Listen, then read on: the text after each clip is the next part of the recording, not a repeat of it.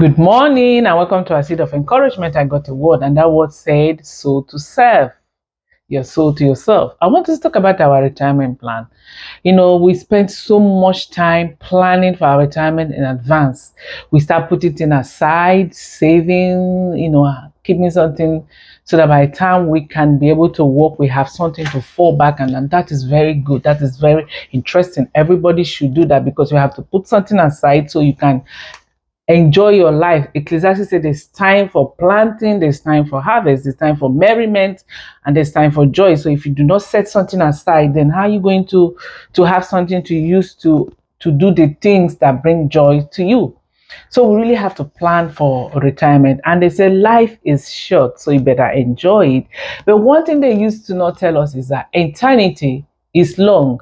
So why don't we plan for it? I want us to go into a story in John 16, verse 19 to 31. This is a story about a rich man and Lazarus. They didn't tell us the name of the rich man, just said the rich man and Lazarus. There is this rich man that is blessed, has plenty, has so many things. He has everything that God has given to him to make life good, to be a blessing. And then God positioned a beggar, Lazarus, at his gate. And the rich man doesn't even care about Lazarus. Lazarus just keep begging to have food, but food is not being given to him. They say even the dogs in the rich man's house lick up the wounds on the beggar, on Lazarus' body. That means this rich man drive past his gate every morning. He pay no attention to this beggar at his gate. The rich man doesn't even have to step out from his car to help this beggar. He can just tell his steward or his cook to make sure this man at my gate is fed. He didn't do that. This rich man is not even supposed to do anything more than even ask the gate man to, can you please let this beggar stay with you in the boys' quarters? No, this rich man didn't do that. The rich man drive past, do his party, has his levels, have his friends, do all that he do. But this man that is positioned by his corner, he doesn't care, like all some of us do. You are so blessed. God has blessed you. God has given you so much gift for you to be a blessing to the people he has aligned your path. God has aligned certain people apart. God has let certain people cross your path, so you'll be a source of blessing to them. With the resources he give you, with the talent he give you, whatever profession that you become, that God have allow you be, because you have breath in your nose because God let you. You are alive today because God led you. God made you, God let you. But no, you ignore all those people that God have made you to be a source of blessing to. They pass every day hungry. They don't have clothes. You look at them, you pass by. You don't care. You don't have compassion. You don't have feelings in you to feel for them, to clothe them, to assist them in the little way that you can. You drive past them every day. You walk past them every day, and you don't even pause a bit to wonder, why is this person at my path? Why is this person at your side? Because God has positioned them. Say this rich man and there was a poor man that God have aligned for him to feed, but he didn't care. He left the poor man there until one day the rich man died. The poor man died. The rich man looked up and saw the poor Lazarus in the bosom of Abraham. And he said to Abraham, please, can you tell Lazarus to dip his finger in water and drop in my throat? You see, he still had this rich mentality that he got it, right? Because if not, he would have even asked the Lazarus to drop water. But he has to ask Abraham to tell Lazarus, because he's still seeing Lazarus that way they are not in the same level. And Abraham said no, that he can't be able to do that.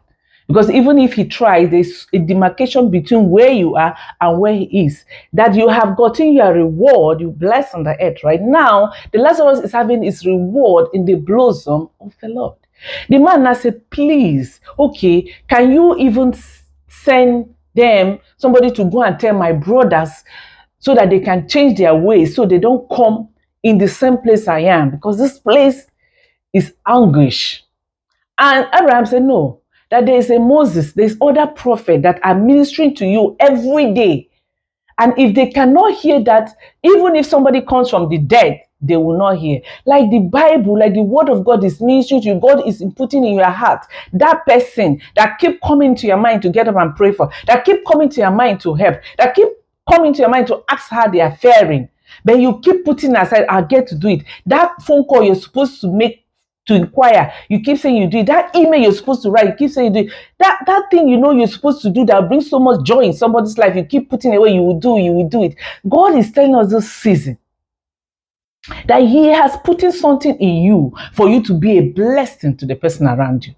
Some of us, we've gone home, we have our mighty house, the next neighbor around you, you have a generator running 24/7, but you didn't even let them enjoy light that just that 1 week that you stay in the village. No, they didn't enjoy light. You didn't even have build a big borehole that you can extend outside so the people around you can have a good water. No, it's all you. It's just yourself and the people in the same level that you are. That's all you care about. You forget about those people that God has put along your path that they have to rub off from you. They have to feel you, that you are supposed to be extension of God's hand to them. But no, you hold it. It's just me and me alone. God is telling us we are all going to get our reward. When you are a child, you think like a child. That's what Paul said in Corinthians. But now that he's man, he put off childish way and know that he has to think like a man. No, you have to be responsible. No, you have things you have to be accountable for. One time my mother did yell at me, grow up. And I looked at her and wondering why. I thought I was grown up. But when I've had series of fair marriages, I know that I have to really grow up. And what do? I go to God. I lay it at God, because then everything I've lost, I've lost them. I'm dejected, I'm battered, I'm confused, I'm broken. I really don't even know what to do. But I went to God. And it's not easy. Trying to be with God and follow God all the time, it's not an easy path. But I went to him, I lay on him, I begin to find blossoms, I begin to have comfort from his blossom. And I begin to have a rethinking, because, we have, it might not come to you naturally that you have to be a helper to somebody, even when you're going through your own brokenness, that God has even placed you there to help somebody. The rich man didn't go to hellfire because of his wealth. He went to hellfire because he did not assist what the people that God have aligned to him to help. So having wealth and blessed is not a crime, because the Bible said, I wish you prosper even as your soul prosper, you be in good health and wealth. God has blessed you with so much wealth and so much blessing. God has placed you in so many professions. You're a doctor, you're a nurse, you're a lawyer, you are a organizer, you're a cook, you're a steward, you're a sewing, you're a designer. God has placed you in those professions, a teacher, to a parent, to be a blessing to the people around you. Then you keep walking past those people without extending a hand of help. And God is telling us this season, this time, it's time for us to come out from our childish way and begin to take up responsibility and begin to do what God said we should do. That's why God said you'll be the head, you'll be a lender and not a borrower. God said you'll be a giver and not a receiver. Because the blessing of Abraham is flowing onto you. You have to take yourself back to God and align yourself to God's plans, because God has a plan for you. And when you align yourself in God's plan, you begin to have peace, you begin to have joy, you begin to have everything that you were chasing after. They will come to you, because the Bible said God knows the thing that we need. That the beggars they chase after, God knows you need them. God will bring it at your blossom. That's why he said the wealth of the hidden will come to you. That you inhabit houses you do not build. Because God will give it to you. Because God knows you're a station to him, blessing other people. And then we are so busy planning our retirement in the earth. That is just short-lived. We don't even plan for our eternity. We don't invest in our eternity fund. How do you invest in your eternity fund? You invest in your eternity fund by being a helper. Help people. Use their resources. Use their talent. Use their God-given profession to help people wherever you are.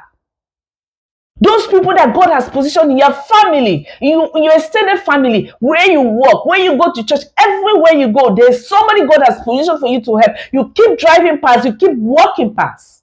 God is saying, extend my hands to them. Let them feel comfort. Let them feel warm. Let them feel kindness. Let them have compassion from you. So we won't have the reward of the rich man. Because we think that when God bless us because we are righteous. No, God bless you because of what He has in stock for you to do, for the kingdom building He wants you to do, for that soul He wants you to help, for that poor child that He wants to take care of. That's why He said to them, when I was in prison, did you visit me? When I was hungry, did you feed me? When I was naked, did you clothe me? Because this year, God has opened the windows of blessing and is sending down blessing to you. He's opening the gates of blessing. He's raining it down. God is raining it down for you to begin to build kingdoms, to begin to build souls, to begin to help the people that He has placed around you. It's not just you and you alone. It's by you and the people that God has positioned in front of you to be a help for. So I want us to think this year, as the year has started, to start planning for eternity, because eternity is longer. The rich man said in this anguish, he doesn't even want his brothers. He said he has 5 brothers. He doesn't want them to come and experience it. That means it is a place nobody wants to be. What would a man gain? Solomon has everything. Then he said he has seen it all, that what will it profit a man to gain the whole world and loses his soul? He lost his soul. What will you gain if you lose your soul? In this earth, nothing. But when you are in the blossoms, the poor man was in the bosom of Abraham. I know you want to be there. I want to be there. So when God is blessing us and opening doors that is opening before you this season, do not say this just for you. God is opening it for that dejected, battered, broken people around you that need your help, that need your listening ear, that need your hug, that you know that when you put a call to them, you bring so much sunshine in their life. That you know you need to hold space for them. That's why God blessed Joseph so much. God blessed Joseph because He knows by the time He blessed him, that Joseph will be a generational blessing for His people. God is putting you in, placing you in strategic places, putting you in offices, elevating you.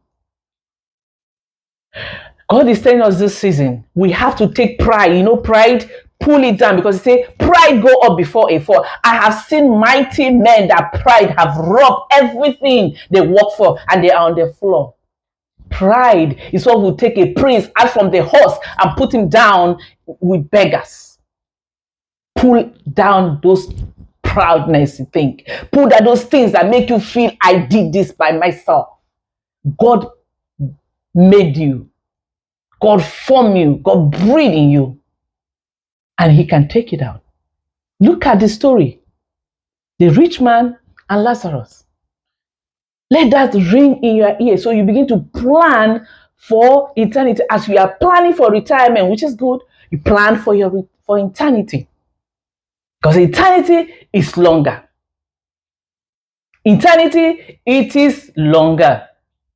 So let us plan for eternity. Let us begin to put our wealth where it won't rot. It won't rot. Thief cannot come over it.